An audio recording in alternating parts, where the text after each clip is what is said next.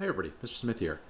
Great to see you. What we're going to talk about today is graphing in science, and we're going to give you the basics in this video that you'll use all year long to take graphs, use them as a storytelling tool, and be able to pull out important math information from them, things like slope, intercept, and a couple of other things we're going to talk about right now.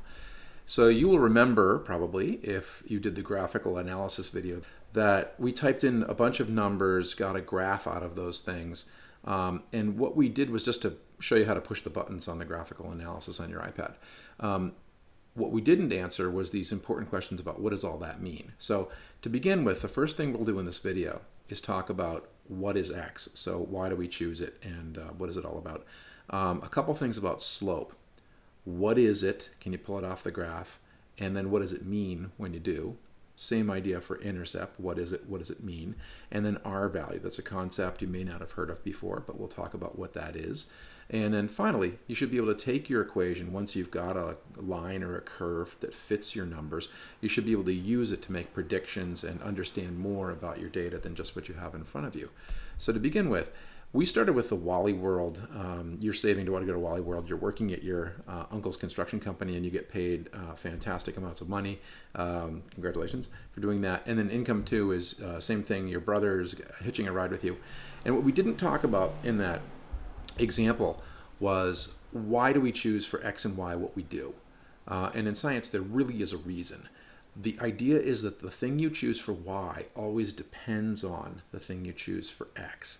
So it makes sense to say that as the number of hours goes up, that I make more money if I get paid for every hour that I work. It does not make sense to say that my income goes up, so I get paid more, and therefore I have to show up and work more hours. That's not the way that hourly labor works in any job I've ever understood.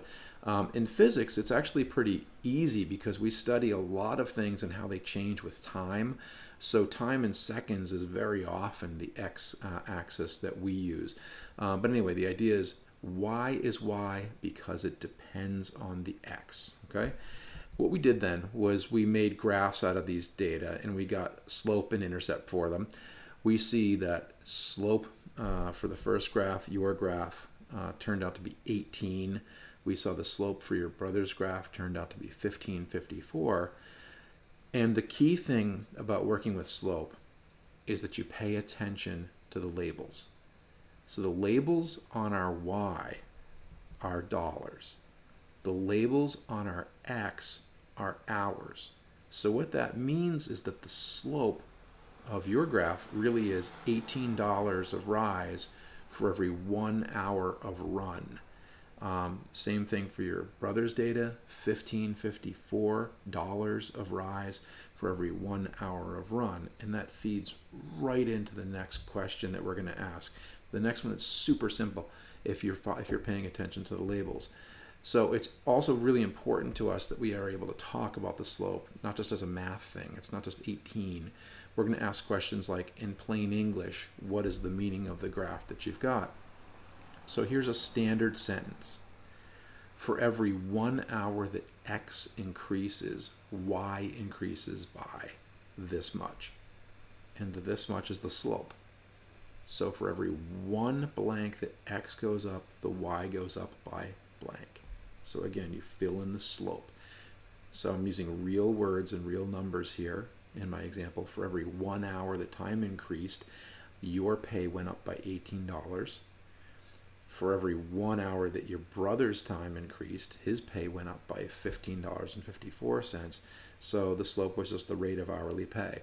But that idea of rise over run and paying attention to labels will be used in every example we go over in class. Okay, the next thing we're going to talk about is the intercept. The idea of the intercept is it's a letter in the equation, just like the slope is. So slope is m, intercept is b, and y equals mx plus b. We can just pull out that intercept and write it down. So the intercept of your graph was that it was 20. The big thing you need to know, though, is that the intercept is the value of y when x equals 0. So that sentence is what it means, and it's key to explaining it in English. Again, if you watch the labels, it gets a lot easier. So you know how our x units were hours and our y units were dollars. This means that our intercept is the value of y, when x equals 0. So what we're going to do is we zoomed out on this graph and we traced the graph backwards until we could see the x equals 0. And your amount of money was 20 bucks. Weirdly, your brother's amount of money turned out to be negative 33.42. So more on that in a minute. What we're going to do is actually use the sentence. It's the value of y when x equals 0, and put that in plain English. So for you, when the hours were 0, you made $20. And you can rework that sentence to make it easier to read, but that's what it means. You could say you earned $20 before you started working, and that'd be fine. We'd accept that. Your brother's situation is just a little funny. When his hours were 0, he earned negative 33.42. Sorry for the typo. Your brother earned negative 33.42. There could be all sorts of reasons why that's the case. I like to think that he broke an expensive piece of equipment the first week on the job, and he's paying it back as he goes. Maybe that's what that means. At any rate, that's an important part of the straight line equation that's necessary because the calculator fits the data in the best possible way that it can do. And that's a topic that we'll delve into right now when we talk about the fitting of actual data. The R value, I'm going to guess, is an idea that you haven't come across before in math or science, but if you had, great. This is called the correlation coefficient, that at any rate. And what it does is it tells us for every change in x, how much does the y change? So in other words, how much of what's going on with y can be explained by what's going on with x. So for the red line, we have an r equal to 1. It perfectly connects x and y. They are perfectly connected. There's a simple proportion that relates the two of them. You notice there's a little more scatter in the blue data though, and we don't get an r value that's equal to 1 in the blue line. Instead, we get an r value that's equal to 0.98 in the blue line. So it's almost perfect as it turns out, but you can see the scatter. You can see that it's not quite perfect. So there's some stuff that's going on in y that's not quite explained by what's going on in x. Now, here's some real life data. What we did here is we made a graph of your risk of lung cancer if you smoke for the long term, so multiple years, and how many cigarettes per day you smoke. So this study was done by the federal government a few years ago. And what it showed was that they surveyed people that smoked everywhere from no cigarettes or secondhand smoke all the way up to more than 2 packs a day for 20 years. What happened to their risk of getting lung cancer? And I don't know if you're surprised by this, but the R value for this is almost as good as what you had for our made-up data when we were just graphing hourly hours that you worked and pay you made. So the connection between these two is insanely strong. And the reason is that this is the earliest thing that was ever realized about cigarettes, is that they caused emphysema, and secondly, they caused lung cancer. The connection is so strong, the R value was so powerful that researchers looked at it and found connections right away, and you can see it. You can see it in this data. So more on this data set later. For our class, we're going to ask you a question. How confident are you that you found a connection between the two of them? And these are just some rules of thumb we use in our class, that if you get an R between 0.9 and 1, you should say you're extremely confident that you have a connection between the two things. 0.75 to 0.9, you have a lot of confidence there's a connection, but there's something else that's going on. In real life physics, you're probably never going to see correlations as low as 0.5 or 0.75 because we study things that are so crystal clear in physics. It's such a good hands-on class for that reason.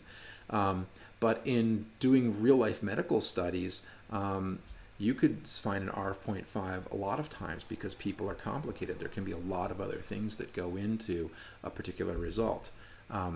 So one last thing about R.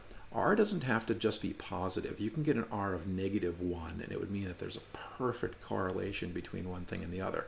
Now, this is some data that was pretty recent. It's NCAA Sweet 16 results dating from 1985. So it's a lot of data, and you can see that the number 1 seeds win more games more of the time than the number 16 seeds do, or any other seed. And what I did was just a lazy thing. I just drew a straight line through the middle of all those And I'm just going to imagine that I plotted these things as your seeding and the number of wins you got. But you can see that as the seed number goes up, the number of wins that you get goes down. So I don't think this would be an R of -1 because there's some scatter in the data, but I think it's going to be a pretty strong negative correlation. So I wouldn't be at all surprised if it was R of -0.95 or something like that. So maybe we'll study that one in class. But anyway, that's R. It can be plus, it could be minus. It depends on the relationship. Finally, the last thing you should be able to do, oh, here's a little blurb about what an inverse correlation means. The last thing we're going to do is to actually go and plug in information that we got from your graph. So when we say y equals mx plus b, what we do is we take the m and we put it in our equation. So our m was 18. So there you go, y equals 18x plus b. We take the b and we put it into an equation, plus 20. So the deal is that once we have this equation, we don't look at the points of the graph anymore. What we do is we use the equation itself to plug numbers in and answer questions. So we could, for example, answer, if everything else did the same, how much would you expect to make if you worked 40 hours a week? Well, we just plug in the 40 hours, multiply it through, and we get that you'd expect to earn $740. So you can try that on your calculator, check me out, see if I'm doing right. How about your brother? Well, I know there was some scatter around the data, but this is where the straight line is so powerful. We don't care about the scatter around the data. An R of 0.98 is super strong, and the calculator or graphical analysis computer picks the best possible straight line. So we have a lot of confidence that if we use this equation and plug in 40 hours, that your brother is going to get paid very close to $588.18. Okay, so to wrap up, what we've got, 5 different things. You can stop the screen here if you want to and take some notes on this, but these are definitions that you should have and should be handy with. So I'll let you look at them and leave it there. Take it out. Take care.